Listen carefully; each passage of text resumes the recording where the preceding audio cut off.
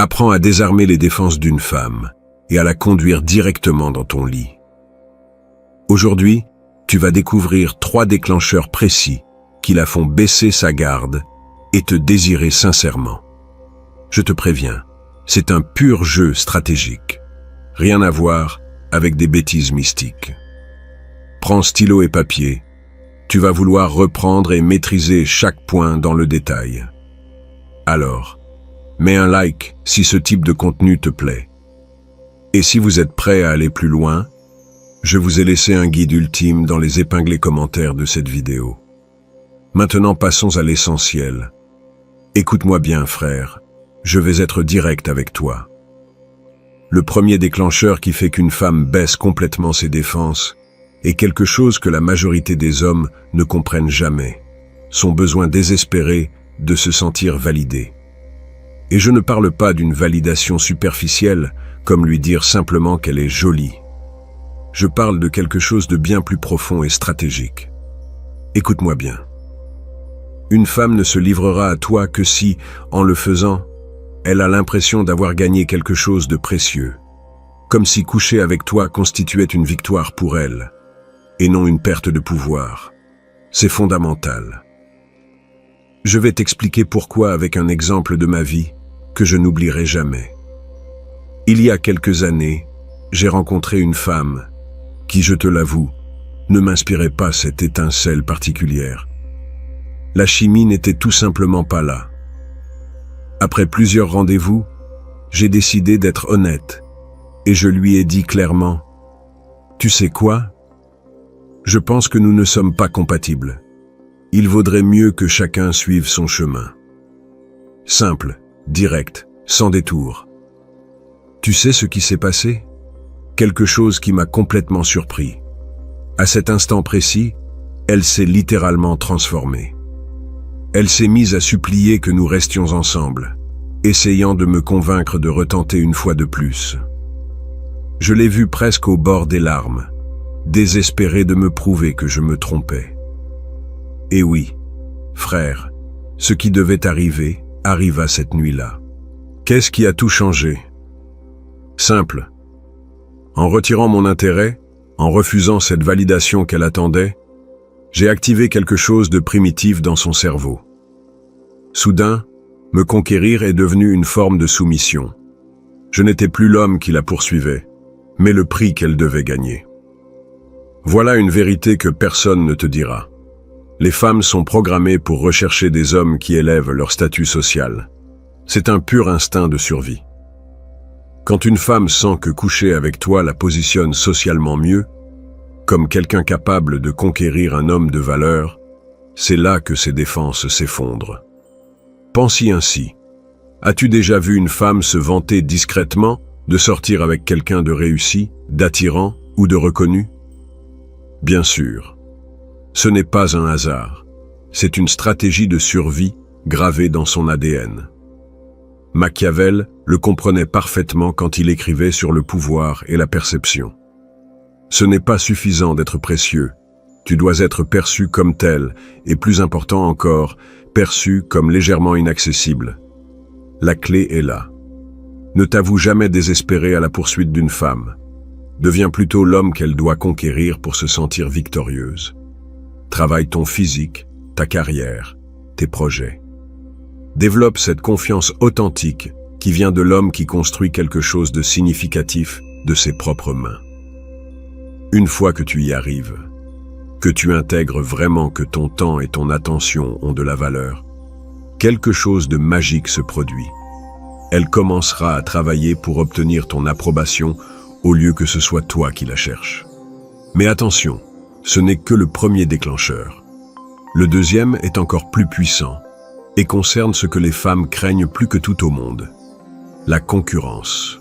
Si ce sujet t'intéresse, et que tu veux que je continue de partager ce genre de contenu sans filtre, abonne-toi à la chaîne. Crois-moi, ce qui vient maintenant va complètement changer ta perception de l'esprit féminin. Le deuxième déclencheur est si efficace que, quand tu le maîtriseras, tu comprendras pourquoi certains hommes n'ont jamais de problème à attirer l'attention désirée. Es-tu prêt à savoir quelle est la peur la plus profonde de toute femme à propos des hommes? Voici le coup de maître. Frère. Le deuxième déclencheur qui désarme complètement les défenses féminines est une chose que peu d'hommes comprennent, l'anxiété de la compétition. Et je vais t'expliquer pourquoi cette peur primitive peut devenir ton allié la plus puissante. D'abord, clarifions quelque chose d'essentiel. Pour une femme, ce qui la terrifie vraiment, ce n'est pas que tu couches avec une autre. Ce qui l'empêche de dormir, c'est la possibilité que tu tombes amoureux de cette autre femme. Cette distinction est cruciale. Je vais t'expliquer pourquoi. D'un point de vue évolutif, les femmes sont programmées pour assurer les ressources et la protection durant les périodes les plus vulnérables de leur vie. Imagine, si elle tombe enceinte, elle aura besoin d'environ 1 an, pendant lequel elle dépendra presque totalement de son partenaire. Son instinct basique lui hurle qu'elle doit s'assurer que cet homme ne tombera pas amoureux d'une autre durant cette période critique. C'est là que ça devient intéressant. Quand elle perçoit que d'autres femmes s'intéressent déjà à toi, un mécanisme primitif s'active dans son cerveau. Ce ne sont pas de simples jalousies, c'est une panique de survie. Elle sent qu'elle doit agir vite pour sécuriser cette ressource précieuse, avant qu'une autre ne l'emporte. Je vais te raconter une expérience personnelle. Je sortais de manière décontractée avec une femme, rien de sérieux. Un jour, pendant un dîner, une autre femme est venue me saluer. C'était juste une collègue de travail. J'ai remarqué comment l'attitude de ma compagne a changé instantanément. Elle est devenue plus affectueuse, plus attentive, plus disponible. Cette même nuit, elle m'a proposé d'aller chez elle. Qu'est-ce qui avait changé? Simple, la perception de la compétition. Dans son cerveau primitif, une autre femelle avait manifesté de l'intérêt sur son territoire. Elle devait marquer son terrain rapidement. Machiavel écrivait sur l'importance de maintenir les rivaux dans l'incertitude, et ce principe s'applique parfaitement ici. Il ne s'agit pas d'être malhonnête ou manipulateur, mais de comprendre qu'un certain niveau de compétition perçu génère urgence et désir. Voici la stratégie pratique. Ne te comporte jamais comme si elle était ton unique option. Garde une vie sociale active, mène tes propres projets, cultive des amitiés naturelles avec d'autres femmes.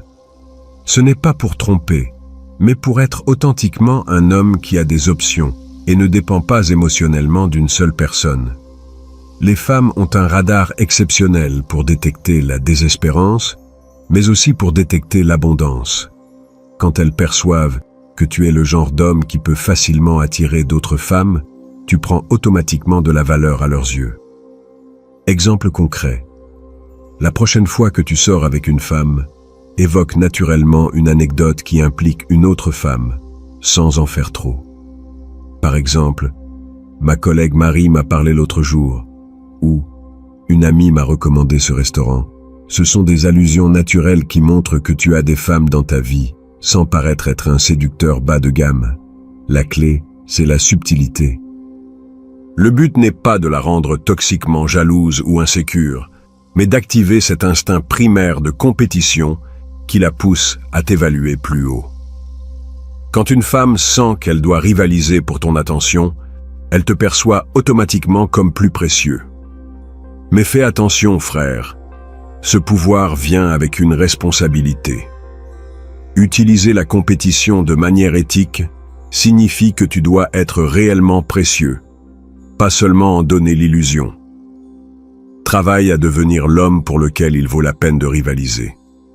Et maintenant, voici quelque chose qui va te stupéfier.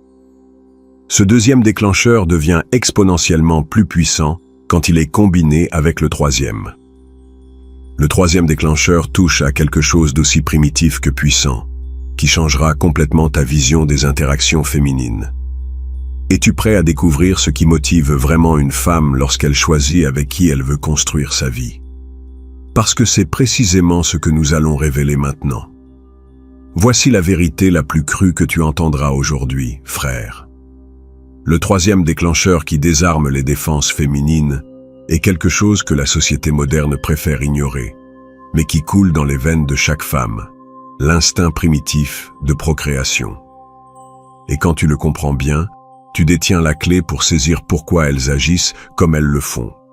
Peu importe les avancées sociales, peu importe les carrières qu'elles poursuivent, il y a une chose immuable. Leur horloge biologique continue à battre au même rythme qu'il y a 1000 ans, et cette horloge leur murmure sans cesse « Cet homme serait-il un bon père pour mes enfants ?» Je vais être brutalement honnête. Quand une femme dépasse 25 ans, surtout après 28, cette question se manifeste de plus en plus intensément dans son subconscient. Ce n'est pas toujours verbal, mais elle t'évalue constamment sous ce prisme. Voilà ce que la plupart des hommes ne comprennent pas. Elles ne cherchent pas seulement un donneur de spermatozoïdes, mais une combinaison précise qui garantira la survie de leur descendance. D'un côté, elles ont besoin de signes de dominance et de force physique. De l'autre, d'éléments indiquant que tu disposes de ressources et de stabilité pour soutenir une famille. Il y a quelques années, je suis sorti avec une doctoresse économiquement indépendante. Je pensais que la question de la provision ne serait pas importante pour elle. Je me suis trompé. Pendant nos discussions, elle revenait constamment sur mes projets à long terme, mes investissements, ma stabilité professionnelle. Ce n'était pas une question d'argent en soi, mais la sécurité que je représenterais sur le long terme. Cette expérience m'a appris que l'instinct féminin analyse simultanément deux choses. Suis-je capable de protéger nos enfants? Et suis-je capable de subvenir à leurs besoins? Ce sont deux circuits cérébraux différents, mais les deux doivent s'activer pour qu'elles ressentent cette attraction profonde. Côté dominance et protection, je parle de choses évidentes, mais souvent négligées. Ton physique, ta posture, la sécurité de ta voix, la manière dont tu gères les situations stressantes. Une femme doit sentir qu'avec toi, elle et ses futurs enfants seront en sécurité. C'est primitif, mais réel. Côté provision, ce n'est pas qu'une question d'argent sur ton compte. C'est ta capacité à construire sans cesse. As-tu une entreprise qui se développe? Apprends-tu de nouvelles compétences? Travailles-tu sur des projets qui te positionnent chaque année mieux? Cette mentalité de croissance continue est comme un aimant pour l'instinct féminin. Ici, Machiavel avait raison sur l'importance de contrôler son destin. Un homme qui dépend entièrement d'autrui, qui ne construit rien, qui n'a pas de vision d'avenir, déclenche toutes les alertes de survie dans le cerveau féminin, pas consciemment, mais instinctivement. Je te donne un conseil qui a complètement changé ma perception. Demande-toi ce que tu ferais si nous vivions à une époque sans technologie moderne, sans système de sécurité sociale, sans supermarché. Pourrais-tu chasser, construire un abri, protéger ta famille? Nous vivons à une époque moderne, certes, mais ces compétences primitives ont leurs équivalents actuels. L'équivalent de chasser, c'est construire des sources de revenus. L'équivalent de construire un abri, c'est assurer ta stabilité financière et émotionnelle. L'équivalent de protéger, c'est garder ton corps fort et ton esprit lucide. Quand tu travailles sur ces aspects, quelque chose change dans la perception qu'ont les femmes de toi. Ce n'est pas un hasard si elles sont plus attirées par des hommes qui vont régulièrement à la salle, qui ont leurs propres projets, qui parlent avec passion de leurs objectifs. Ce n'est pas seulement pour le succès en lui-même. C'est parce que ces comportements activent leurs instincts de sélection du partenaire. Mais voici la partie qui te bluffera. Ces 3 déclencheurs que je t'ai partagés sont puissants pris individuellement, mais combinés stratégiquement avec un autre élément. Ils forment une formule presque infaillible. Il existe un 4e facteur qui multiplie l'effet de tout ce que nous avons vu jusque-là. Veux-tu savoir ce qui distingue les hommes qui comprennent simplement ces concepts de ceux qui maîtrisent réellement l'art de l'attraction féminine? Parce que c'est exactement ce que nous révélons dans le dernier point. Voici la différence entre les hommes qui ont sporadiquement du succès avec les femmes et ceux qui vivent dans l'abondance constante, frères. Le 4e élément n'est ni une astuce ni une technique. C'est un mode de vie qui multiplie de façon exponentielle les 3 déclencheurs que tu connais déjà. Je vais te dire quelque chose qui va changer ta perspective à jamais. Ce qui est le plus attirant chez un homme pour une femme, ce n'est pas celui qui a déjà atteint le sommet, mais celui qui est en constante ascension. Celui qui ne cesse jamais de construire quelque chose.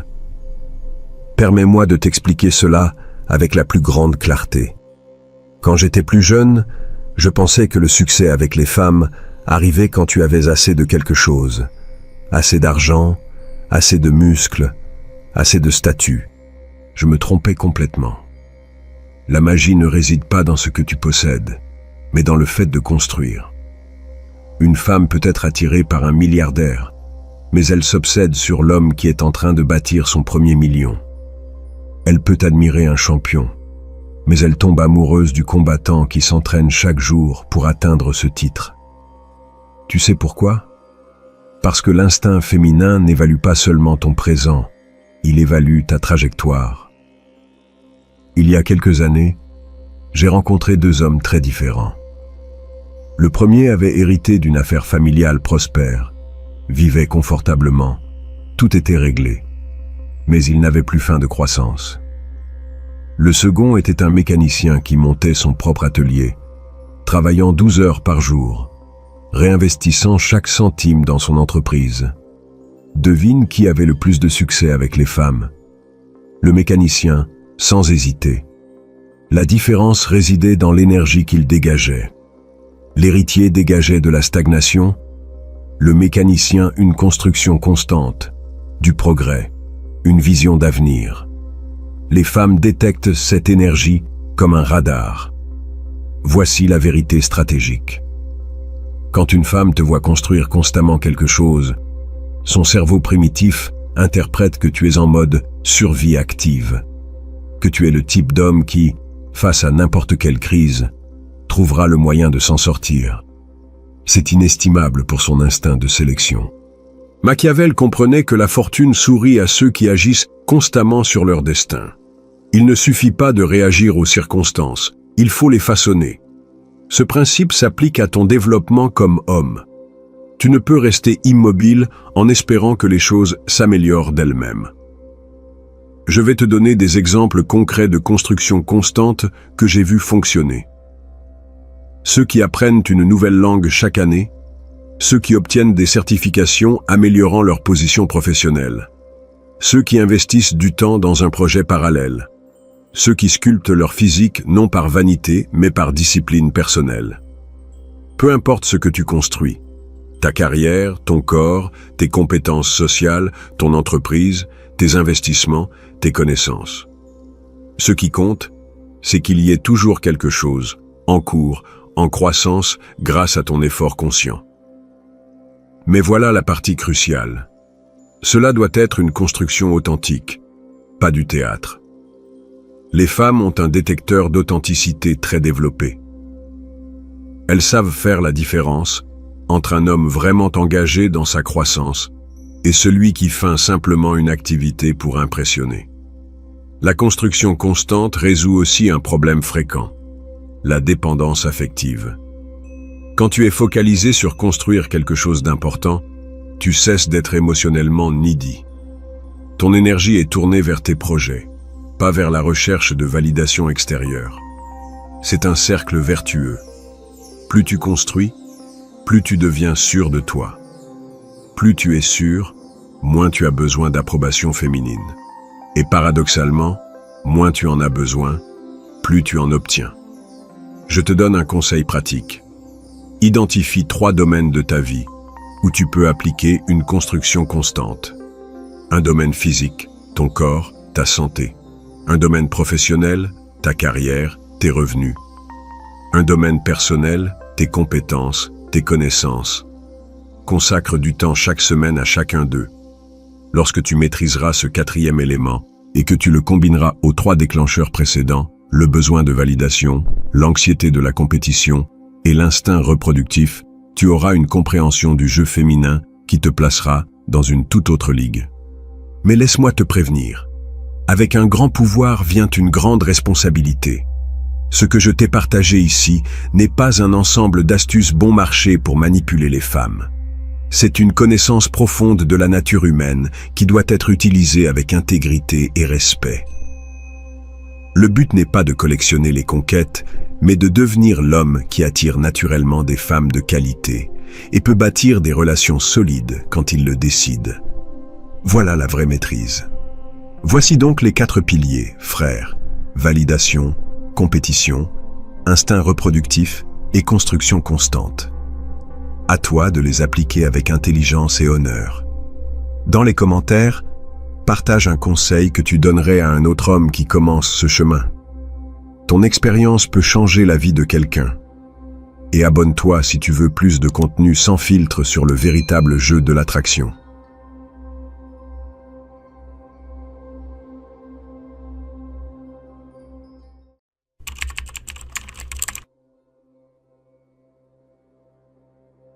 Demande à n'importe quel homme ce que les femmes craignent le plus, et tu entendras toujours la même chose: la trahison, le rejet, l'abandon et peut-être la solitude. Mais ce ne sont que des symptômes de la peur principale que les femmes n'admettent pas même à elles-mêmes. C'est quelque chose de bien plus profond. Aujourd'hui, tu vas découvrir ce que c'est, et je te promets qu'après cette vidéo, tu verras les relations sous un autre angle. Si tu es nouveau sur la chaîne, abonne-toi et reste jusqu'à la fin de la vidéo. En profite aussi pour liker, partager et apprécier le contenu. Aussi, je vous ai laissé un guide ultime dans les commentaires épinglés de cette vidéo sur l'art de parler aux femmes. Dans ce guide, vous trouverez tout ce qu'il vous faut. Maintenant, entrons dans le vif du sujet. Frérot, je vais te raconter quelque chose que j'ai mis des années à comprendre. Pendant des décennies, j'ai cru que les femmes pensaient comme nous, que leurs peurs étaient les nôtres, qu'elles souhaitaient la même chose que nous. Cette croyance a failli me détruire dans chacune de mes relations. Écoute-moi bien. La plus grosse erreur qu'un homme puisse commettre est de projeter sa propre psychologie sur une femme. Nous craignons l'échec, la faiblesse, le fait de manquer de respect. Notre pire peur est qu'un autre homme plus fort nous humilie ou nous remplace. C'est ce qui nous empêche de dormir. Mais pour elle, frérot, le jeu est complètement différent. Voici la partie qui va changer ta vision des choses pour toujours. Lorsqu'un homme est trahi, son monde s'effondre sous le poids de l'humiliation, de la perte de respect, du coup porté à son ego et à son honneur. C'est une douleur brutale, oui. Mais c'est la douleur de l'orgueil blessé. Lorsqu'une femme est trahie, la blessure est différente. Ce n'est pas seulement la douleur de la trahison, c'est le message qu'elle reçoit. Tu n'es plus précieuse. On te remplace. Tu es devenue obsolète. Voilà le coup de poignard réel. Tu vois la différence? Pour nous, la trahison est une insulte. Pour elle, c'est une condamnation sociale à mort. Laisse-moi t'emmener plus loin. Pendant des milliers d'années, la survie d'un homme dépendait de sa force, de son honneur, de sa capacité à protéger et nourrir. S'il était faible, il pouvait mourir de faim, être conquis ou réduit en esclavage. Mais une femme, même faible, pouvait survivre si elle parvenait à assurer la protection de l'homme le plus fort disponible. Cette réalité brutale s'est inscrite dans la psychologie féminine pendant des millénaires, et même si nous sommes au XXIe siècle, cette programmation ancestrale fonctionne toujours en arrière-plan. C'est pour ça qu'elles se battent plus pour attirer l'attention que pour chercher la vérité. C'est pour ça que la validation leur importe plus que la logique. C'est pour ça que la peur d'être remplacée les touche si profondément. Machiavel comprenait cela quand il écrivait sur le pouvoir et la nature humaine. Il savait que chaque personne agit poussée par ses peurs les plus profondes, et que pour comprendre quelqu'un, il faut savoir ce qui le terrifie réellement. Et voici la vérité que la plupart des hommes ne découvriront jamais. La peur secrète des femmes n'est pas la solitude, ni l'abandon, ni même la trahison. Leur peur la plus profonde est de devenir insignifiante, invisible, oubliée. Réfléchis un instant. Quand une femme de 35 ans voit son homme regarder une femme de 25 ans, ce n'est pas une jalousie ordinaire qu'elle ressent. C'est la terreur primitive d'être jugée inadéquate, de perdre la course contre le temps. Quand elle teste ta patience, quand elle te pousse, quand elle crée du drame de nulle part, ce n'est pas par malveillance. C'est parce que sa biologie lui crie « Cet homme est-il assez fort pour te maintenir pertinente? Ou va-t-il te laisser tomber dès qu'une meilleure option se présentera ?» Chaque test, chaque défi, chaque moment d'apparente irrationalité vient de son système interne qui demande « Puis-je confier mon futur à cet homme? Ou est-ce que je me trompe ?» Et voici ce qui fait le plus mal. La plupart des hommes échouent ces tests parce qu'ils ne savent même pas qu'ils sont testés. Ils pensent qu'on les attaque alors qu'en réalité on les évalue. La différence est énorme, frérot. Si tu vois cela comme une attaque, tu vas répondre par la colère ou la défense. Si tu le vois comme une évaluation, tu répondras avec une force calme et du contrôle. Tu sais ce qui se passe quand un homme comprend enfin cela? Il cesse de prendre le comportement féminin personnellement. Il arrête de se fâcher pour des choses qui ne sont que la nature en action. Et surtout, il commence à répondre de manière efficace. Parce qu'une fois que tu comprends que leur peur n'est pas la trahison, mais l'insignifiance, tout change. Leur besoin constant de validation ne t'agace plus. Tu le comprends. Leur tendance à tester ta force ne te frustre plus. Tu l'anticipes. Leur quête de sécurité ne te surprend plus. Tu la respectes. Et quand un homme commence à agir à partir de cette compréhension profonde, au lieu de ses propres projections masculines, il devient très puissant. Il devient un homme qui comprend vraiment les femmes. Regarde, si ce contenu t'ouvre les yeux d'une manière que tu n'avais jamais expérimentée, si tu sens que quelqu'un te dit enfin la vérité sur comment les choses fonctionnent vraiment, alors je te demande de considérer de devenir membre de la chaîne. Ce n'est pas uniquement pour le soutien, même si j'apprécie énormément. C'est parce que ce genre de connaissances, ces vérités que la société préfère cacher, ont besoin d'hommes engagés qui les valorisent et les protègent. Les membres de la chaîne ne reçoivent pas seulement du contenu exclusif, ils font partie d'une fraternité d'hommes ayant décidé de voir la réalité telle qu'elle est, pas comme on leur a dit qu'elle devrait être. Mais ce n'est que le début, frérot. Parce que maintenant que tu connais leur peur réelle, tu dois comprendre pourquoi elle est si puissante et pourquoi elle s'intensifie avec les années qui passent. Le temps file, et dans le chapitre suivant, tu vas comprendre exactement ce que cela signifie et pourquoi cela change tout. Frérot, assieds-toi et concentre-toi. Parce que ce que je vais t'expliquer maintenant va changer à jamais ta façon de comprendre le comportement féminin. Et surtout, cela va t'expliquer pourquoi elles agissent parfois d'une manière qui nous semble contradictoire, voire irrationnelle. Tu as déjà entendu parler de l'expression « l'horloge biologique ». La plupart des hommes pensent que cela concerne seulement la fertilité, la capacité ou non d'avoir des enfants après un certain âge. Mais c'est juste la surface, frérot. La vérité est beaucoup plus brutale et explique tout ce que tu as vu sans comprendre. Laisse-moi te dessiner le vrai tableau. Un homme peut être au plus bas à 20 ans, en difficulté à 30. Mais s'il construit richesse, pouvoir et un but, à 40 ans, il peut avoir plus de respect et d'attraction que jamais dans sa vie. Sa valeur s'accumule avec le temps. C'est comme un bon whisky. Il s'améliore avec les années si tu sais ce que tu fais. Mais une femme, frérot, sa valeur dans le marché sexuel est concentrée au début. La jeunesse, la beauté, la fertilité lui donnent un immense pouvoir dans ses premières années. Mais ce pouvoir a une date d'expiration. Et voici la partie qui fait mal. Elle le sait. Peut-être qu'elle ne l'admet pas. Peut-être qu'elle se distrait avec des phrases motivantes sur les réseaux sociaux ou des succès professionnels. Mais au fond, chaque femme ressent la pression de cette horloge qui tourne. Et cela la terrifie. Parce que la peur des femmes n'est pas de vieillir, c'est de disparaître, de devenir invisible pour les hommes, pour la société, même pour elles-mêmes. C'est pour ça que tu vois des femmes de 35 ans congeler leurs ovocytes. Pas parce qu'elles veulent des enfants immédiatement, mais parce que leur biologie leur murmure que le temps est compté.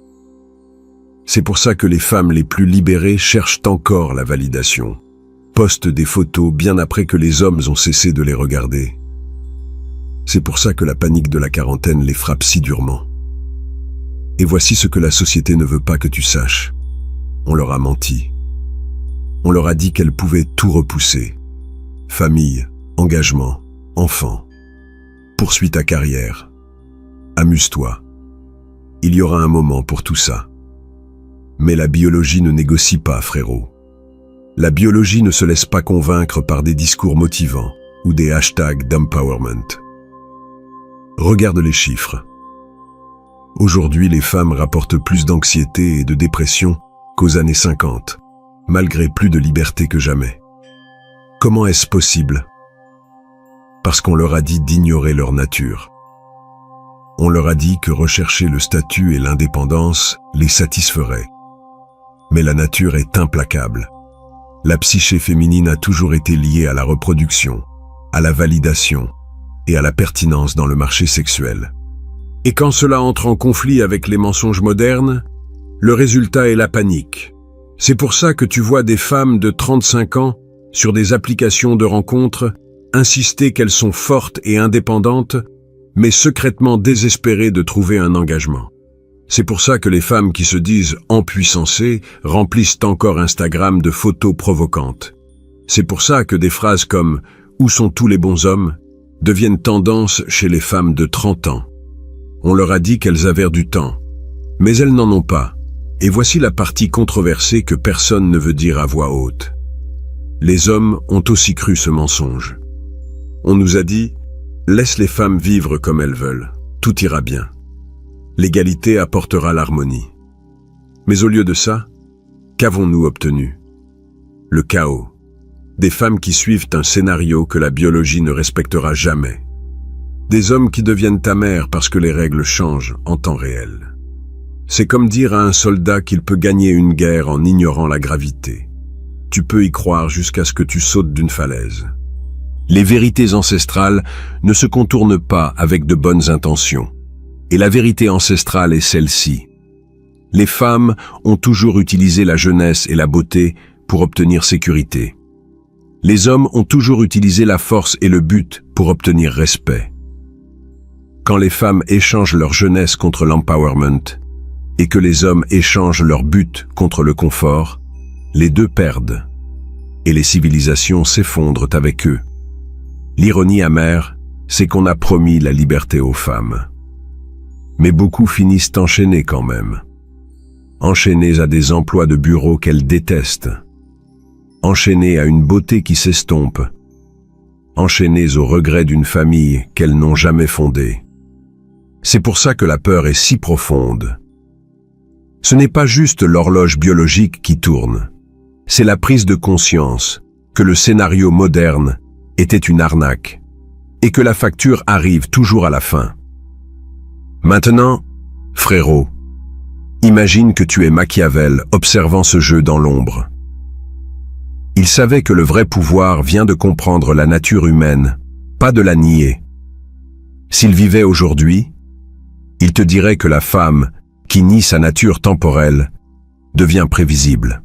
Et ce qui est prévisible peut se gérer. Tu vois pourquoi tu dois comprendre ça. Non pas pour juger ou être cruel, mais pour agir avec intelligence stratégique. Parce que quand tu comprends la panique qui pousse le comportement féminin, tu arrêtes de réagir émotionnellement et tu commences à répondre avec sagesse. Mais nous n'en sommes pas encore à la partie la plus révélatrice. Parce que maintenant que tu comprends l'horloge et la panique qu'elle génère, tu dois voir comment cela se manifeste dans leur comportement quotidien. Tu dois apprendre à lire les signes qui étaient sous tes yeux tout ce temps, mais que tu n'avais jamais décodés. Et c'est exactement ce que nous allons explorer maintenant. Parce qu'une fois que tu sauras voir ces schémas, Ce sera comme avoir des rayons X de la psychologie féminine. Frérot, prépare-toi, car nous allons entrer en territoire dangereux.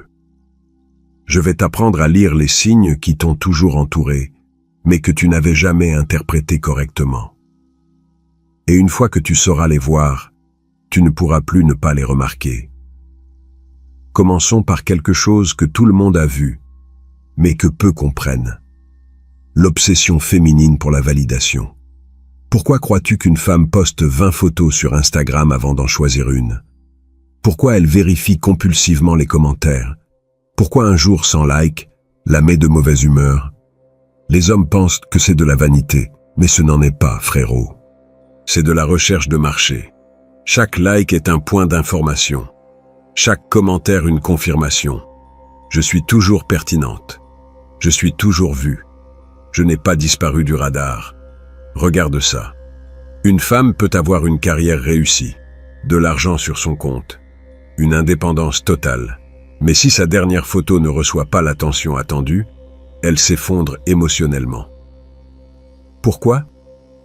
Parce que sa vraie valeur, celle qui compte à un niveau primitif, n'est pas dans son compte en banque. Elle est dans sa capacité à capturer et retenir l'attention masculine. Maintenant, observe l'hypergamie, cette tendance féminine à toujours chercher mieux. Les hommes s'énervent contre ça. Ils appellent ça trahison, avidité, superficialité. Mais ils se trompent de regard. L'hypergamie n'est pas de la cruauté. C'est de la panique déguisée en stratégie. Si son pouvoir diminue, si l'horloge tourne, elle doit obtenir la meilleure offre possible avant que la fenêtre se referme. Ce n'est pas personnel contre toi. C'est la survie contre le temps. C'est pour ça qu'une femme peut être contente dans une relation tout en continuant d'évaluer des options. C'est pour ça qu'elle a toujours un plan B, prêt dans l'ombre. C'est pour ça qu'elle peut changer d'avis sur un homme sans prévenir. Ce n'est pas qu'elle est mauvaise. C'est que sa biologie lui crie « Es-tu vraiment le meilleur choix ?» Et ici vient un truc qui va te retourner le cerveau. Les tests. Ces moments où elle semble difficile sans raison. Quand elle crée des drames de nulle part. Quand elle te pousse à des moments apparemment aléatoires. La plupart des hommes voient ça comme une attaque personnelle. Ils deviennent défensifs, se mettent en colère, ripostent. Erreur fatale. Parce qu'elle ne t'attaque pas, frérot. Elle te mesure. Chaque test est une question déguisée. Es-tu assez fort pour me gérer? As-tu la confiance de ne pas t'effondrer quand ça devient dur? Es-tu un autre homme faible qui s'écroule sous pression? Vois-le ainsi, si tu vas confier ton futur à quelqu'un, tu ne veux pas savoir à quel point il est solide? Les tests ne sont pas malveillance. C'est de la diligence vitale. C'est sa manière de séparer les vrais hommes de ceux qui en ont seulement l'air. Maintenant, je veux que tu participes. Dans ton expérience, qu'est-ce qui marche le mieux quand une femme te teste? A. Répondre calmement et avec contrôle, sans explication défensive. B. La confronter directement et lui demander pourquoi elle est difficile. Écris A ou B en commentaire et explique brièvement pourquoi tu as choisi cette option. Je veux voir quelle stratégie gagne dans cette vidéo, car ça nous donnera des données réelles sur ce qui marche dans la vraie vie. Continuons. As-tu remarqué la volatilité émotionnelle des femmes? Un instant, elles sont heureuses, le suivant en colère, puis triste, puis euphorique. Les hommes voient du chaos et s'épuisent à essayer de suivre. Mais ce n'est pas du chaos, frérot. C'est un système d'exploitation conçu pour s'adapter à tout prix. Leurs émotions sont des outils, des armes, si tu veux. Elles poussent, tirent, ajustent pour la maintenir en sécurité tant que sa valeur est encore en jeu. La femme qui pleure n'est pas toujours triste. Celle qui crie n'est pas toujours en colère. Celle qui se retire n'est pas toujours blessée. Souvent, elle teste la réponse que tu vas avoir, quel bouton elle peut presser, quel niveau de contrôle elle peut exercer. Ce n'est pas de la manipulation consciente la plupart du temps. C'est l'instinct de survie qui opère au niveau subconscient. Et voici ce qui me fascine le plus. As-tu vu comment le comportement féminin change vers la trentaine? Il devient plus urgent, plus direct, plus exigeant. Les hommes pensent qu'elle devient amère ou difficile, mais ce qui se passe vraiment, c'est qu'elle ressent plus fortement la pression de l'horloge. Ses tests deviennent plus intenses, car elle a moins de temps à perdre avec des hommes qui ne vont pas marcher. Son hypergamie s'accélère, parce qu'elle doit assurer sa position avant qu'il ne soit trop tard. Son besoin de validation s'intensifie, car elle lutte contre la disparition qui approche. Tout cela explique pourquoi les mêmes femmes qui prêchent l'indépendance et l'empowerment continuent à poster des photos provocantes à 40 ans. Pourquoi celles qui disent ne pas avoir besoin d'hommes s'effondrent lorsqu'elles restent célibataires trop longtemps? Pourquoi celles qui ont des carrières réussies cherchent encore désespérément l'approbation masculine? Ce n'est pas de l'hypocrisie. C'est la biologie qui lutte contre le récit social. Et la biologie gagne toujours. Machiavel écrivait que le vrai pouvoir vient de comprendre ce qui motive réellement les gens, non ce qu'ils disent les motiver. Si on applique ça ici, le pouvoir d'un homme avec les femmes vient de comprendre leurs vraies peurs, pas celles qu'elles avouent avoir. Une fois que tu vois ces schémas, frérot, tout change. Tu cesses de prendre le comportement féminin personnellement. Tu arrêtes de te frustrer pour des choses qui ne sont que la nature en action. Et surtout, tu commences à répondre de manière efficace. Parce que maintenant tu sais qu'à chaque drame, il y a une peur. Derrière chaque test, une insécurité. Derrière chaque besoin de validation, la terreur de disparaître. Et quand un homme comprend ça, quand il peut voir au-delà du théâtre, droit dans la peur, il devient très dangereux. Il devient prévisible pour les femmes, mais imprévisible pour elles. Mais voilà la vérité brutale, frérot. Et c'est ce que la plupart des hommes ne veulent pas entendre. Il y a une raison pour laquelle ils ne comprennent pas ces schémas. Une raison pour laquelle ils échouent au test. Une raison pour laquelle ils prennent tout personnellement. Cette raison sera le sujet de notre prochain chapitre. Parce qu'il s'avère que les hommes ont leur propre point aveugle, leur propre version de la peur. Et cela détruit leurs chances avant même qu'ils ne réalisent qu'ils sont dans le jeu. Frérot, nous sommes arrivés au moment où je dois te dire quelque chose qui va faire mal. Quelque chose que beaucoup d'hommes ne veulent pas entendre, mais qu'ils doivent comprendre pour arrêter de perdre dans ce jeu. Le problème, ce ne sont pas les femmes. Le problème, c'est nous. Écoute-moi avant que tu ne te mettes sur la défensive. Pendant les derniers chapitres, nous avons disséqué la psychologie féminine, exposé leurs peurs, leurs schémas, leurs stratégies. Mais tout ce savoir ne te sert à rien si tu ne comprends pas ton propre point aveugle. Et ce point aveugle masculin est brutal. Nous projetons notre propre psychologie sur elles. Nous supposons qu'elles veulent ce que nous voulons, qu'elles pensent comme nous, que leurs peurs sont nos peurs. Nous entrons dans les relations en pensant que si nous sommes bons, loyaux et aimants, cela satisfera leur peur la plus profonde. Mais leur peur n'est pas le manque d'amour, frérot.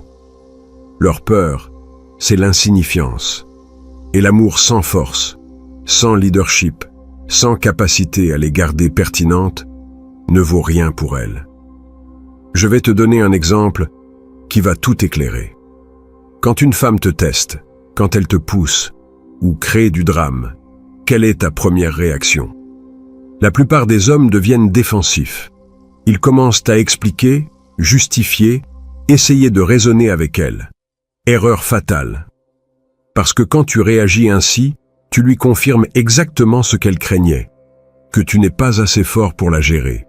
Que sous pression tu t'effondres. Que si ça devient difficile, elle devra prendre les commandes. Et si elle doit mener, frérot, alors tu ne sers à rien pour ce dont elle a vraiment besoin. Tu ne sers pas à la garder en sécurité. Tu ne sers pas à la garder pertinente. Tu ne sers à rien du tout. C'est pour ça que les hommes bons finissent dans la friend zone. C'est pour ça que ceux qui donnent tout reçoivent des miettes. C'est pour ça que ceux qui font le plus d'efforts obtiennent le moins de respect. Ils jouent au mauvais jeu. Regarde, quand un homme comprend que l'amour féminin n'est pas inconditionnel comme le masculin, qu'il est basé sur le respect et l'utilité, tout change. Il arrête de quémander de l'affection et commence à la mériter. Il arrête de tout donner gratuitement et fait en sorte qu'elle la mérite. Mais voici la partie la plus dure. Les hommes ont aussi leur peur de l'insignifiance. Seulement la nôtre fonctionne différemment. Les femmes luttent contre le temps. Leur bataille est contre l'horloge qui les rend invisibles avec l'âge. Mais les hommes, frérots, nous luttent contre la faiblesse. Notre bataille est contre la médiocrité qui nous rend invisibles socialement. Et voici la vérité brutale. Si une femme arrive à 35 ans en panique, elle peut encore s'en sortir si elle est intelligente, stratégique ou chanceuse.